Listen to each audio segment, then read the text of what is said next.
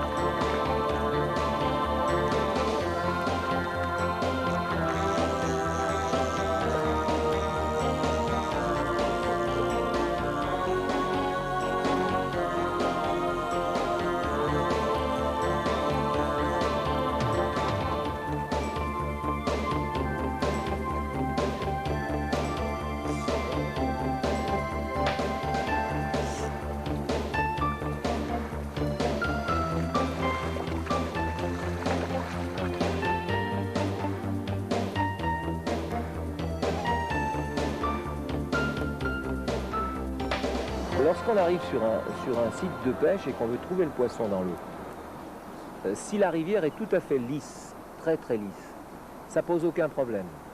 Tous les pêcheurs vont avec facilité découvrir le poisson. Par contre, quand il y a des rides sur l'eau comme ça, quand il y a un courant, ça devient déjà beaucoup plus difficile parce que toutes les frisettes qu'il y a en surface vont gêner la vision du poisson dans l'eau.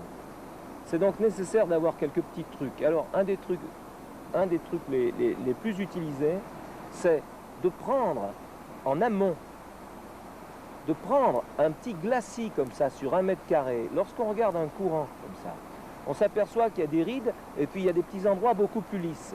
Alors le truc, c'est de regarder un endroit très lisse et de le descendre comme ça avec les yeux, en regardant que le fond et en oubliant cette réverbération qu'il peut y avoir en surface. C'est évident qu'avec des lunettes Polaroid, ça va nettement mieux.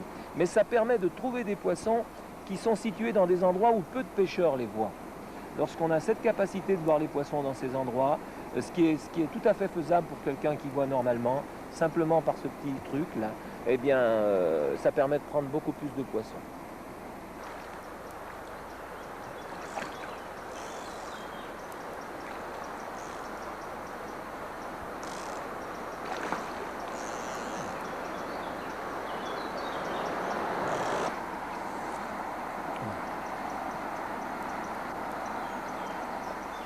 On dit que les ombres sont dehors tout le temps. Ça signifie que lorsqu'ils sont sur les gravières, ils sont toujours visibles. Ça ne veut pas dire pour autant qu'ils soient toujours prenables. Une truite, quand elle est sous sa pierre, elle n'est pas prenable. Ce n'est que lorsqu'elle en sort pour se nourrir qu'elle devient prenable. On a souvent l'impression, dans les rivières où vivent ces deux espèces, qu'il y a plus d'ombres que de truites. Ça n'est en fait pas toujours le cas. Parce que justement, les truites sont cachées pendant que les ombres sont étalées sur les gravières. L'ombre est un poisson qui vit dans une hiérarchie à l'intérieur d'un groupe familial et qui communique ses sensations aux autres membres de la famille. Si l'on fait peur à un ombre, il est capable de prévenir tout le banc. Si une nymphe ou une mouche sèche alerte d'une façon quelconque un ombre, le banc entier est vite prévenu du danger de cet objet.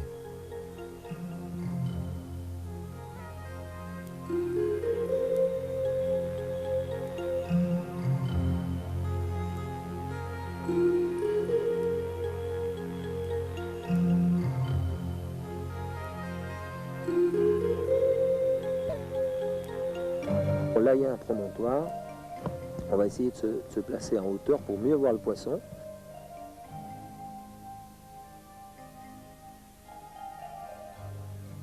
Là, il y a un poisson qui bouge, qui est en train de se nourrir.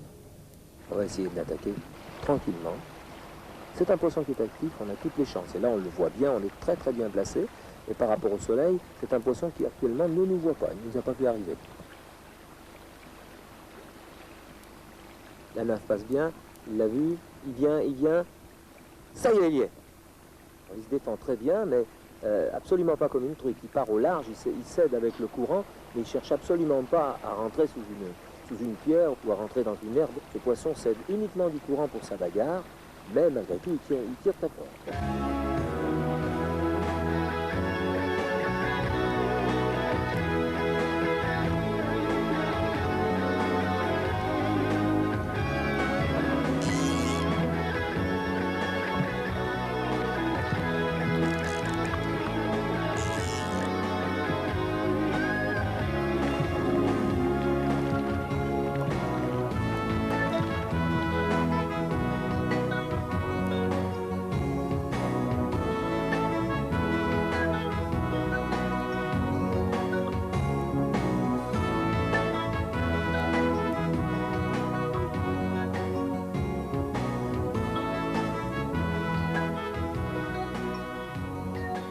Une des principales qualités des ombres, c'est sans doute cette faculté d'accoutumance au leurre et d'accoutumance aux pêcheurs. On est de plus en plus obligé de pêcher l'ombre avec un fil plus fin. Alors je crois aussi que les ombres de plus en plus se méfient non pas de la grosseur du fil, mais de cette dérive. Et obligatoirement, lorsqu'un fil est plus gros, la mouche ou la nymphe dérive moins bien. Dans certaines rivières de notre région, plutôt que de mettre et remettre encore des poissons dont on ne connaît pas l'origine, on a préféré s'occuper beaucoup plus du milieu d'accueil de ce poisson, c'est-à-dire de son environnement. Et de plus en plus, on fabrique des frayères, on fabrique des caches pour les truites. Enfin, on essaye de créer un environnement, ou plutôt d'aider à un environnement qui convienne tout à fait aux poissons. Là, par exemple, on peut supposer que des truites sont cachées sous ces pierres qui ont été calées donc, par des hommes. Hein, spécialement ici, peut-être celle-ci c'est moi qui l'ai calée. Et donc on l'a créé par rapport au courant pour que la truite ait un mince filet d'eau qui passe dessous, mais qu'en cas de crue, elle ne soit pas envahie par les vases, ainsi de suite. Donc c'est pas aussi simple que ça de bien placer des pierres, mais c'est important de les positionner pour qu'elles soient très stables, et à partir de là, les truites se cachent dessous. On replante des saules comme ça régulièrement le long de la rivière en espérant que de nouveau on voit ces caches qui se recréent parce que ça faisait partie aussi des bons coins où aimait se réfugier la truite, les saules. Alors la technique consiste à envoyer la nymphe certaines distances en amont de la truite, considérant qu'il faut arriver à la profondeur du poisson. Donc, si je lance 5 mètres en amont, ma nymphe va avoir touché le fond, par exemple comme ici, ma nymphe va avoir touché le fond bien avant d'arriver sur la truite. Bon. Si je lance ici, par exemple, sur la truite, ma nymphe n'aura pas le temps d'arriver à sa hauteur. Alors c'est très important, dans la pêche à la nymphe, de bien calculer par rapport à la vitesse du courant, par rapport au poids de la nymphe, exactement la distance à laquelle il va falloir jeter la mouche, par exemple 50 cm, 1 mètre, 1 mètre 50 devant le poisson, mais cette dimension variera suivant le poids de la nymphe et suivant la vitesse du courant. Si on voulait faire les choses parfaitement à la nymphe, chaque poisson pêché, on devrait mettre une nymphe d'un poids différent.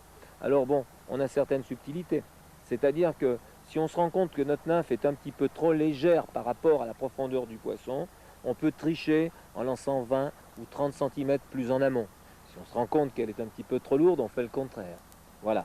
Mais pour bien faire, il faudrait chaque fois trouver la nymphe avec le poids exact.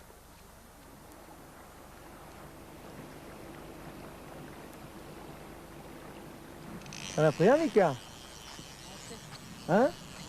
En sèche? Non. En 700e? Bride-le pas trop, t'es fin, hein? Il est magnifique. Laisse-lui un peu plus de fil, va? Ouais, comme ça, c'est bien. Tu le déséquilibres un petit peu vers toi. Voilà, c'est bien. Voilà, tu le remontes à la surface maintenant. Voilà. Très bien. Reprends un peu de fil. Voilà. Reprends un peu de fil avec ta main. Voilà. Voilà. Maintenant, tu le fais glisser sur la surface, tout doucement. Voilà, remonte la tête. Tu fais glisser. Voilà. Glisser. Voilà, ta main par-dessous. La main secoue. Voilà. Très bien, tu vois. Ça n'aime pas une... Attends, remets le droit. Prends-le, mets le droit. Tu peux le laisser partir. Voilà. Très bien. Tu le mets droit dans le courant. Voilà, mets-le dans le courant. Très bien. Voilà. Parce que tu vois, si tu le laisses partir comme ça, il se déséquilibre, il part le ventre en l'air, et quelquefois il peut très bien mourir. Donc il faut lui faire reprendre ses esprits. Là, il y a une éclosion de fourmis. Alors ça dure pas longtemps, les éclosions de fourmis. Il faut faire très vite, et il faut avoir la bonne artificielle. Exactement ce qu'il faut, parce que dans ces cas-là, le poisson est très très difficile à prendre, et ça dure pas longtemps.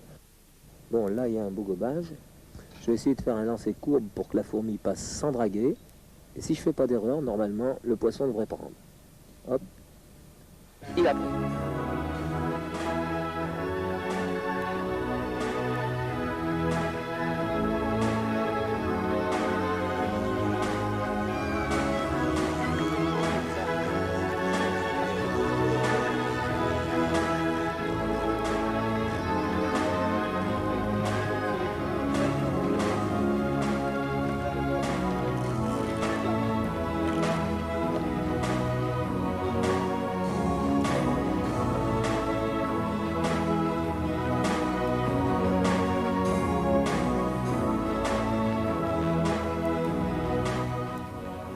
Yeux, une quantité de petits vairons qui frayent. Ils ont une couleur tout à fait particulière lorsqu'ils frayent. Ils sont rouges un peu. Ils ont des gros points autour de la tête, blanc, rouge. C'est magnifique quand il y a beaucoup de vairons dans une rivière, parce que c'est évident que les truites s'en gavent et c'est une nourriture de base de la truite. Alors quand les truites sont sur les vairons, elles sont pratiquement imprenables à la pêche avec une nymphe ou avec une mouche sèche. Les truites sont omnibulées par ces vairons. Elles ont les yeux dessus et tout ce qui se passe alentour, elles ne le remarquent pas. On peut approcher les truites très près quand elles sont sur un frais de vairons. À 1 mètre ou 2, on voit les ombres, légèrement plus au large. Souvent, ils sont derrière les vairons et en fait, ils se nourrissent des œufs de vairons. Les vairons adorent la lumière pour pailler. Ils se mettent au plein de la lumière, à un endroit où ça couvre un petit peu, où il y a 10-15 cm d'eau. Et les ombres sont à côté. On peut à la rigueur essayer un ombre, mais je pense que ces poissons sont plus attirés par les vairons que par nos nymphes.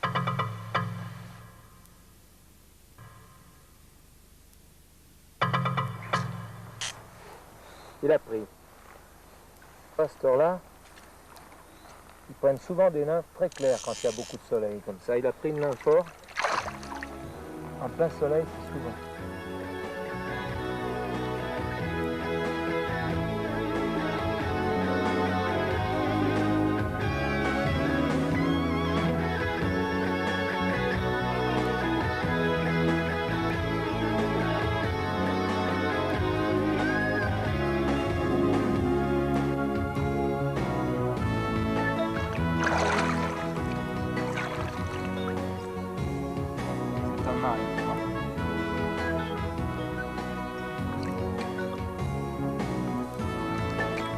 Voilà, alors les mâles, la nageoire dorsale est beaucoup plus grande.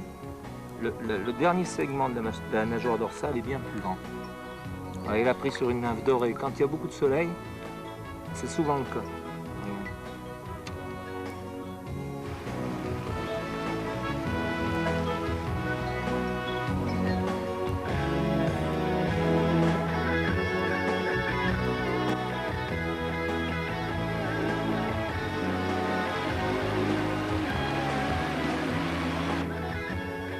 Pour la nymphe, ça a été une grande histoire. Il y a à peu près 20 à 25 ans, entre 20 et 25 ans, je longeais des rivières de la région du Jura. Et sur les bords de ces rivières, je voyais toujours beaucoup de truites qui gobaient pas. Alors c'est quelque chose qui m'inquiétait. Et j'avais beaucoup lu sur la mouche noyée, alors j'essayais de faire passer une mouche noyée comme ça en aval. Et je me rendais compte que les truites, en fin de compte, ne prenaient pas ces mouches noyées qui dérivaient sur l'aval. Alors j'ai passé des heures à observer ce que faisaient ces truites, donc cachées derrière des arbres pour vérifier. Et je me rendais compte qu'en fin de compte, elles prenaient des petites bestioles comme ça, j'arrivais pas bien à voir. à me rendre compte exactement ce que les poissons prenaient. Et en regardant mieux, je me suis rendu compte qu'en approchant des pierres très vite, on faisait fuir des tas de petites bestioles comme ça, d'un caillou à l'autre. Et j'ai commencé à comprendre ce que pouvait être la pêche à la nymphe. J'ai donc essayé, d'abord, d'enlever les hacks de mes mouches et d'essayer de les faire couler un petit peu. Mais c'était grossier, puisqu'à l'époque, on pêchait sur 20 centièmes, 18 centièmes, et mes résultats n'étaient pas fameux. Alors, j'ai commencé à essayer de prendre ces bestioles, les ramener chez moi, les imiter, tout ça. Et les essais ont été un peu plus concluants. Alors, ça a été formidable pour moi, parce que ça me permettait de pêcher en dehors. Bon, j'adorais la pêche, comme encore maintenant, mais je pêchais des heures et des heures sans voir un gobage et en attendant comme ça qu'une truite veuille bien se décider à monter en surface. Donc, ça a été nécessaire à un moment donné de pêcher d'une autre façon. J'ai donc construit ces petites nymphes, et alors que dans la journée il n'y avait pas de gobage, j'essayais de surprendre ces poissons, tout d'abord à l'arbalète, comme ça en essayant de m'approcher, puis ensuite en plombant ou en ne plombant pas ces nymphes, en essayant de diverses façons de faire monter ces truites. Ensuite j'ai essayé de m'intéresser aux ombres, et là, avec les mêmes nymphes, bien sûr, puisqu'en fin de compte, les truites se nourrissaient d'éphémères, de larves d'éphémères, de nymphes d'éphémères ou de nymphes de toutes les espèces d'insectes qui peuvent vivre dans l'eau. Et donc je ne voyais absolument pas la raison pour laquelle j'aurais employé d'autres imitations. Mais très vite, je me suis rendu compte que les ombres étaient intéressées par des nymphes qui étaient beaucoup plus brillantes, beaucoup plus colorées. Alors au départ, j'ai commencé timidement à faire des verres un peu plus verts, des étincelles un peu plus brillants, pour en arriver à des résultats qui sont bien sûr beaucoup plus surprenants, puisque on obtient maintenant des couleurs qui sont des roses très nettes, des oranges très pétants, des couleurs même très brillantes, puisque on finit maintenant par arriver à faire des nymphes de couleur tout en or, de couleur or exactement, ou des couleurs de cuivre, des couleurs cuivrées. Et on se rend compte que ces nymphes n'imitent rien du tout. Elles n'imitent aucun insecte vivant dans les rivières. Donc très vite je me suis rendu compte que les ombres sautaient sur un leurre parce que ce leurre les intéressait, parce qu'ils étaient attirés, mais en fait rien dans la rivière ne ressemble à ces choses. Alors bon, par la suite évidemment on a pu extrapoler, les pêcheurs eux-mêmes ont extrapolé et on s'est mis à faire des choses très curieuses et qui ma foi prennent des ombres. Alors savoir si les ombres prennent ces leurres pour quelque chose qui leur paraît être quelque chose de bon pour eux, ça c'est une question qu'on peut se poser. Le résultat c'est que avec ces leurres, curieux, on prend des ombres et que ma foi leur pêche est bien intéressante.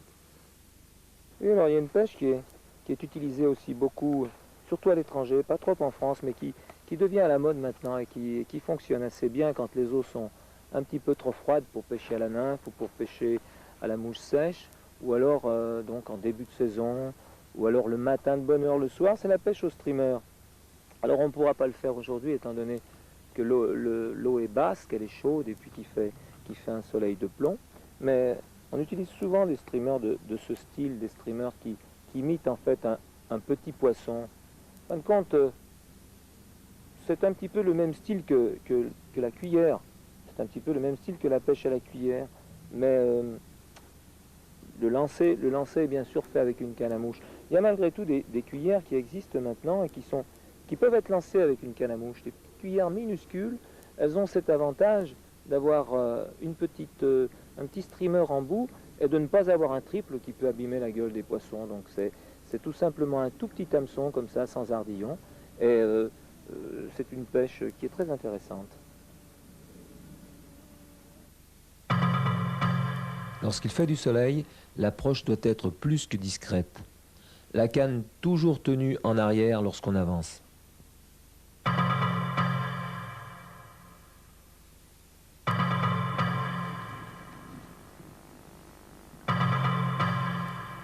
Oui, elle y est. Super poisson. Super poisson. Une truite, il faut la brider, la déséquilibrer, tout de suite. Sinon, c'est elle qui commande, et là, elle peut tout à fait se blottir sous une roche. Et après, c'est la fin.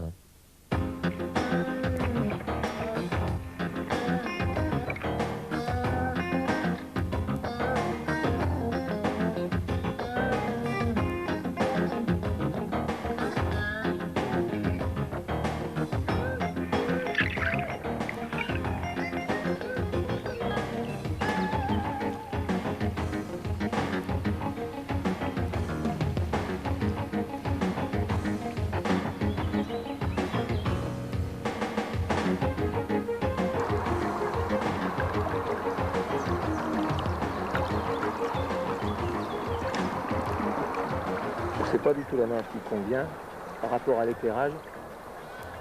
J'essaie de mettre une nymphe qui soit légèrement plus rosée, plus orangée. Normalement, ça devrait être meilleur dans 1 heure ici parce que le soleil n'est pas encore assez à la plat. Les poissons voient arriver le fil et ils se méfient. On va néanmoins essayer de tranquille. Lorsqu'on lance une mouche sèche, on a tendance à lancer comme ça en hauteur et à ralentir en mettant un petit peu de mou. Pour une nymphe, quand on pêche l'ombre, il faut nettement baisser la canne nettement plus fort. C'est-à-dire qu'au moment où on shoot, il faut que ce soit la nymphe qui perfore la surface de l'eau et que le bas de ligne soit tout à fait détendu. C'est nécessaire que le bas de ligne soit détendu afin que la nymphe dérive naturellement. Alors évidemment, c'est pas très gracieux comme lancer, mais c'est beaucoup plus efficace, sur l'ombre en particulier, parce que pour la truite, si on a une tendance à frapper trop fort la soie sur l'eau, bien évidemment la truite se sauvera. Mais pour l'ombre, ça ne pose pas de problème.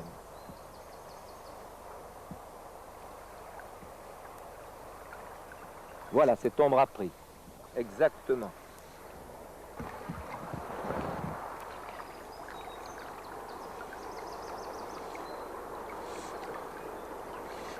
Alors, les ombres adultes dans cette rivière sont aux alentours de 30, 31, 32, 33 cm.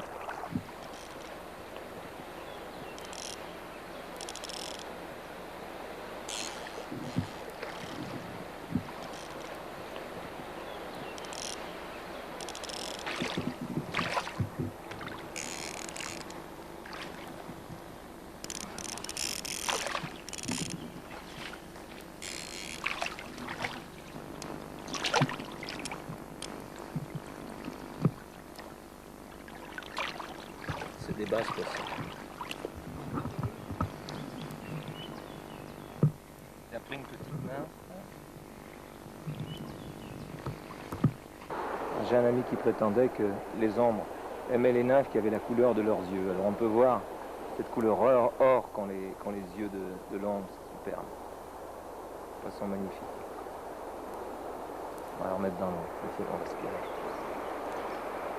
L'ombre, c'est un poisson qui est très fragile. Quand on le remet dans l'eau, il vaut mieux le laisser un petit moment comme ça dans le courant, lui faire reprendre sa respiration pour qu'il n'ait pas de problème. De plus, si on lui serre trop le corps, on finit par le blesser et on lui explose l'intérieur. C'est vraiment une très mauvaise solution. Donc voilà, il a repris à peu près ses esprits et il va repartir tranquillement. Voilà. Il va être pris par un autre pêcheur. On a juste le soleil dans le dos, ce qui fait que nous, on a une visibilité très bonne. Mais dans ce moment précis, la soie arrive exactement dans le prolongement des ombres et le poisson voit souvent arriver la soie et le bas de ligne avant de voir arriver la nymphe. Alors, on a souvent parlé des couleurs des soies, des couleurs des bas de ligne qui brillent et tout. En fin de compte, la soie la plus terne et le bas de ligne le plus terne fera toujours fuir le poisson quand on est mal positionné par rapport au soleil. Par contre, il ne le fera jamais sauver, même si on a des couleurs tout à fait criardes, lorsqu'on est bien placé. Donc c'est très important de se placer par rapport au soleil. Il y en a un autre là.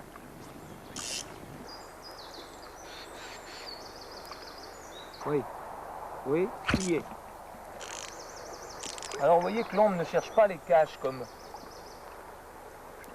la truite. Il cherche simplement à se défendre en partant dans le courant, en s'aidant avec de tout son corps. Voilà. Il remonte. Ils sont bagarreurs. Plus l'eau est tendue, plus l'eau est froide, plus ils sont nerveux. les ombres. Et là, ils sont en pleine condition à cette époque. Ils sont gras.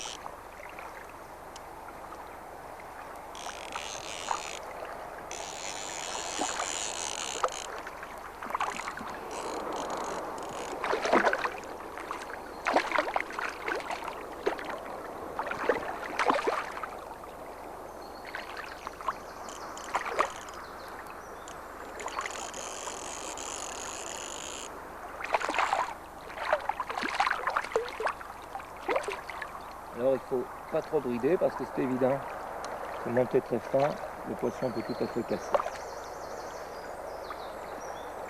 Voilà, alors on n'abîme jamais le poisson à la nymphe puisqu'on le prend très légèrement, la plupart du temps sur la lèvre supérieure. Je vais le remettre à l'eau en le tenant bien face au courant.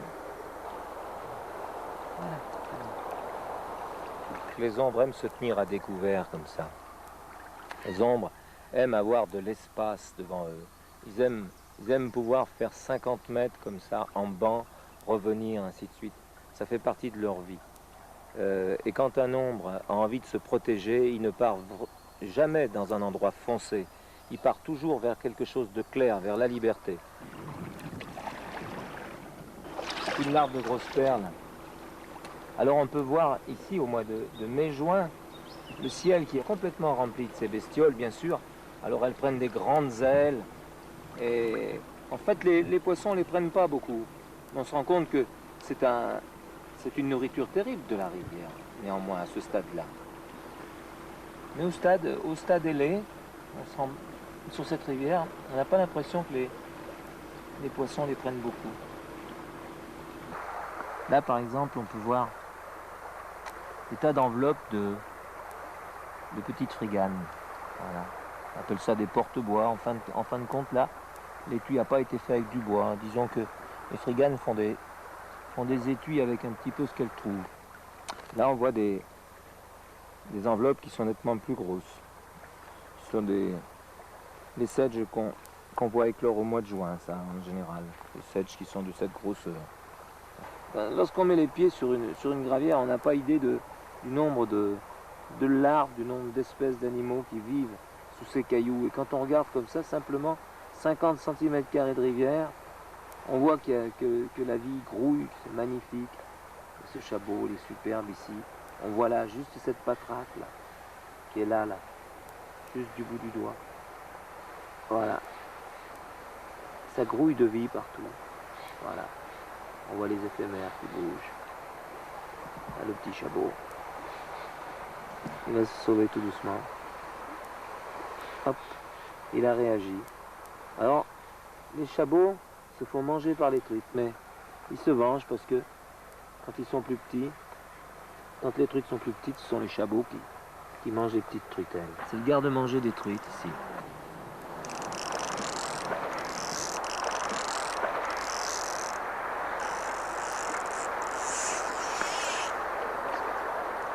Ces poissons qu'on prend dans les courants comme ça, au gravier très jaune, sont très clairs et on peut presque voir du vert sur les nageoires mélangé au bleu. C'est superbe les couleurs. Les couleurs de ce poisson sont magnifiques. Une des meilleures façons de relâcher les ombres, c'est ça. C'est-à-dire de ne pas le prendre à la main. Il y a un sedge qui est en train d'arriver sur l'eau là, ce soir, à coup du soir. On essaiera d'imiter la nage de ces insectes sur l'eau.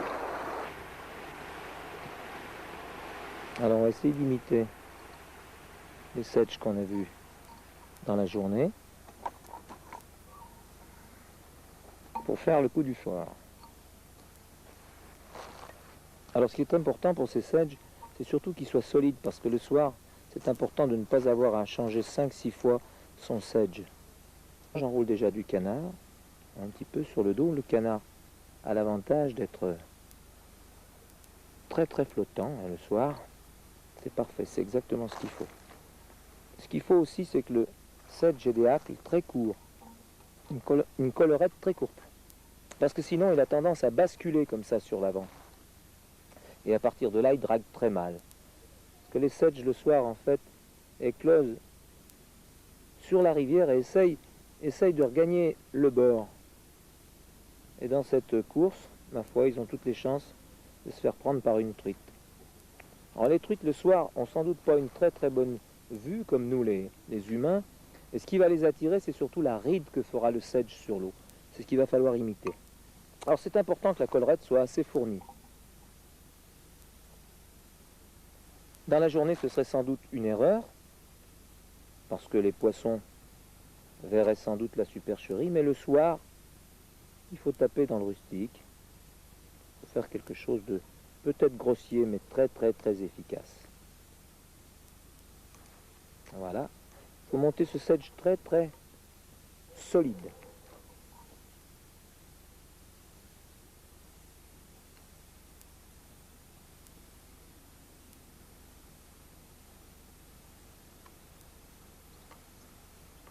Voilà.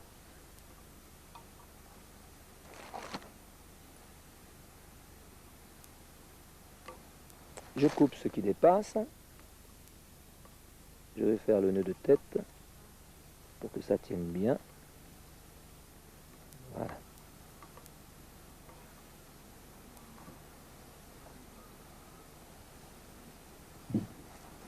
Et ce sedge devrait nous permettre ce soir de prendre une ou deux belles truites. Quand je dis une ou deux, si la soirée est bonne, on peut toucher peut-être plus de trucs que ça. Voilà. On va peut-être mettre une petite goutte de vernis sur le nœud final. Et voilà qui est fait. Alors, une fois, on prépare un sedge. Un peut-être de cette grosseur. C'est un sedge relativement gros pour cette période. De cette grosseur. Rien n'empêche de faire un sedge de la taille en dessous. Parce que quelquefois, on a des refus, on a des montées qui sont courtes comme ça. Et très souvent, on manque le poisson au coup du soir. À partir de là, c'est important de prendre un sedge légèrement plus petit, juste la taille inférieure, ce qui fait qu'on a beaucoup moins de refus.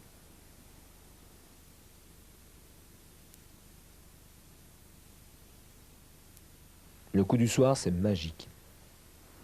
C'est pourtant pas très simple, parce qu'il faut s'organiser, sinon c'est la crise de nerfs.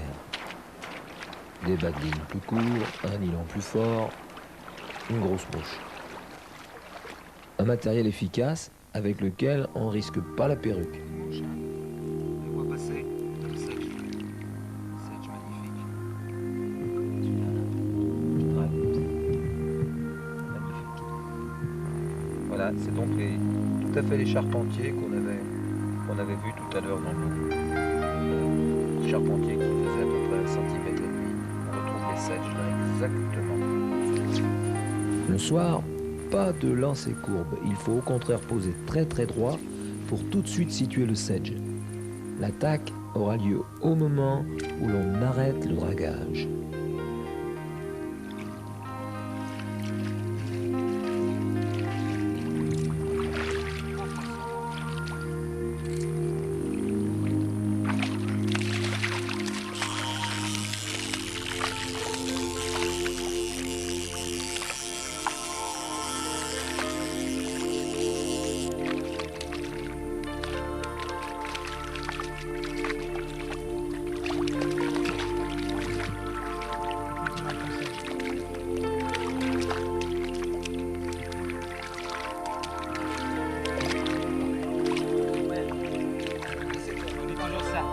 Voilà, gros poisson qui a fait un beau sedge.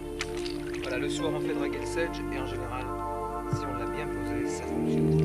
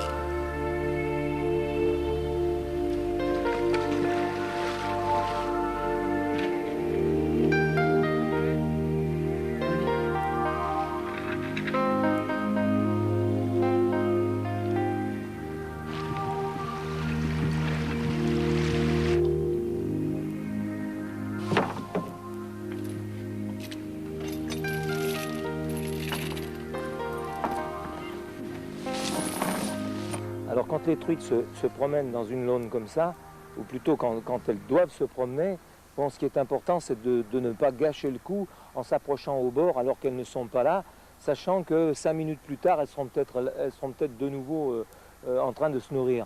Donc ce qui est important, c'est d'aborder la laune de loin et d'attendre qu'une truite sorte de sa cache pour venir chercher des larves. La truite se promène, refait le même tour régulièrement. Il ne faut pas l'alerter en la poursuivant, mais au contraire l'attaquer discrètement chaque fois qu'elle passe et repasse.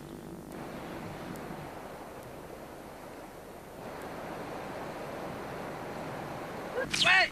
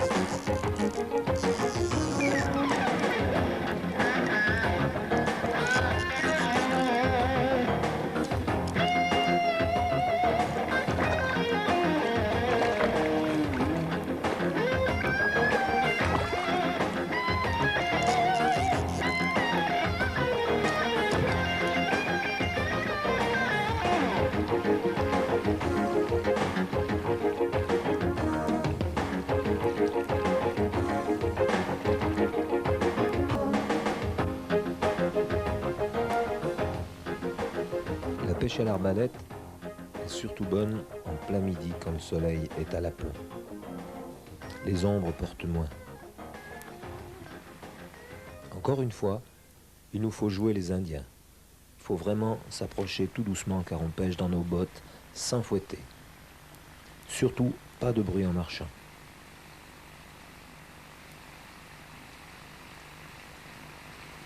Ouais.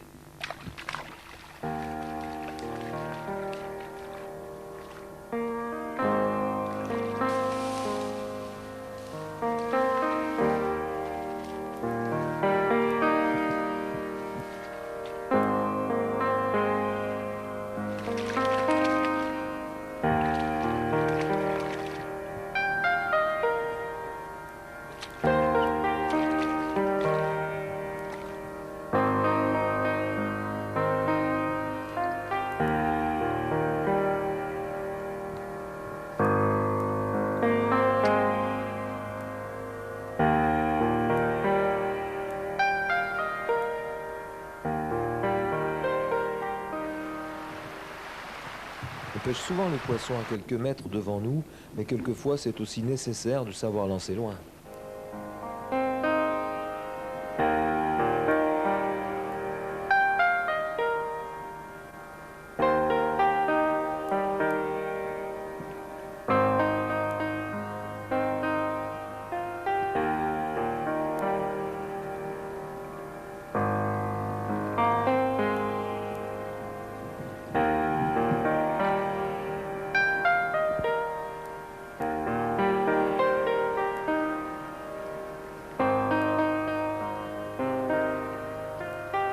C'est nécessaire, je crois, qu'un pêcheur se mélange au milieu dans lequel il est. Il y a des arbres, il y a des roches, il y a des buissons, des champs, il y a le ciel, il y a tout ça. Et le pêcheur doit essayer de se mélanger, de s'introduire dans ce milieu afin que les poissons ne le voient pas. On a des poissons très très éduqués sur ce lieu. Ce sont les pêcheurs qui les accoutument à être très difficiles à prendre. Alors ma foi c'est très bien comme ça. Ces poissons néanmoins ils grossissent, ils se reproduisent. Alors certains pêcheurs trouvent que c'est pas bien que les poissons deviennent difficiles à prendre. Moi je pense au contraire que c'est une bonne chose pour l'avenir des poissons. Je me dis que ces poissons ont de grandes chances de vivre un peu plus vieux, de faire des petits, parce qu'en fin de compte le plaisir de la pêche, ça reste quand même de leurrer des poissons difficiles. Il faut essayer de trouver le truc qui néanmoins permettra de prendre non pas 40 ou 50 poissons dans sa journée, mais 1 ou 2 poissons très difficiles. Ça peut être ça l'avenir de la pêche.